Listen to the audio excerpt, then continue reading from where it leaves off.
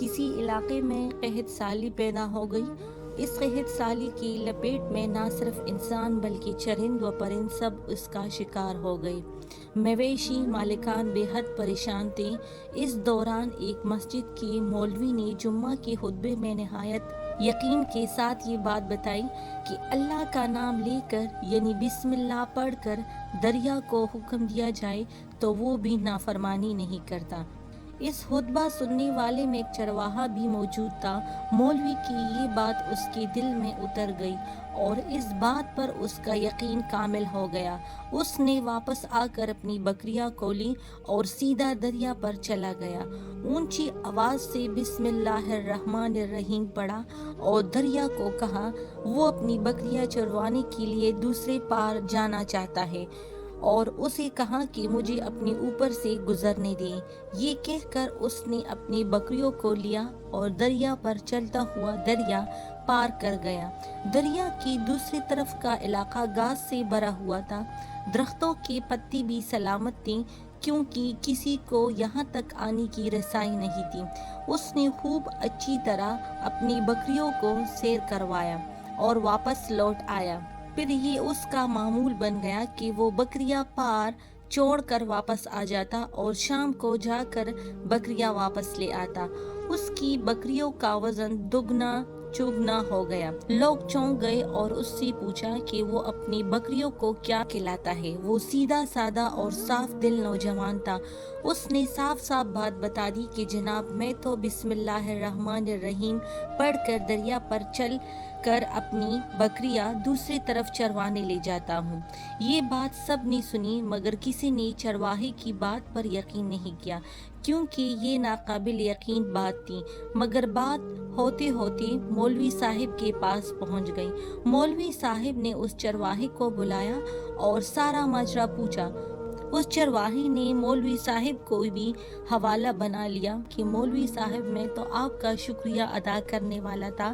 آپ نے جمعہ کے خطبے میں جو نسخہ بتایا کہ بسم اللہ کہہ کر دریا کو بھی حکم دو تو وہ بھی انکار نہیں کرتا، تو میں تو آپ کے نسخے پر ہی عمل کر رہا ہوں۔ مولوی صاحب حیرت سے اس کے چہرے کو دیکھتے رہے۔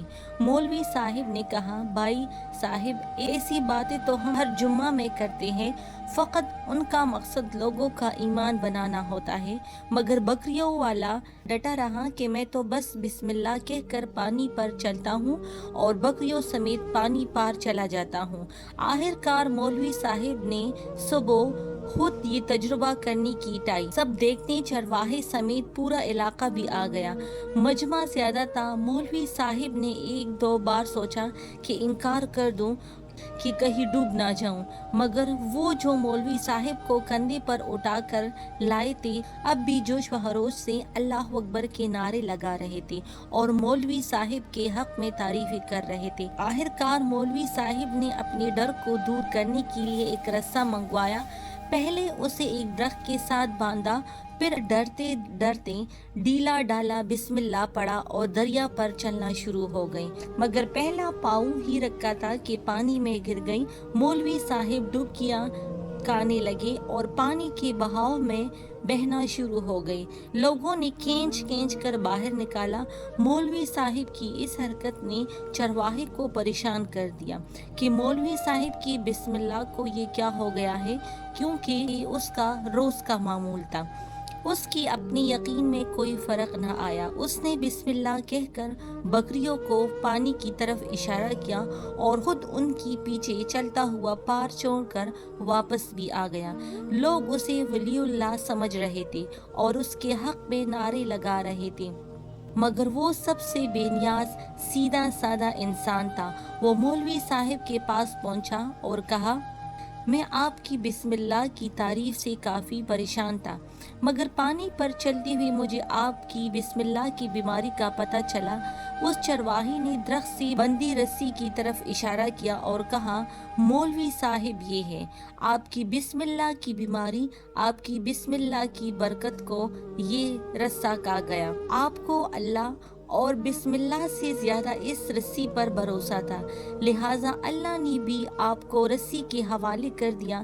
پھر کہنے لگا، مولوی صاحب آپ بھی کمال کرتے ہو، میں نے آپ کے منہ سے سنا اور یقین کر لیا، اور میرے اللہ نے میرے یقین کی لاج رکھ لی، مگر آپ نے اللہ کا کلام سنا مگر یقین نہیں کیا، لہٰذا آپ کو اللہ نے رسوا کر دیا۔ محترم عزیز دوستو، یہی کچھ ہمارا حال بھی ہے، ہماری نمازوں اور دعاؤں کا حال بھی یقین سے خالی ہے۔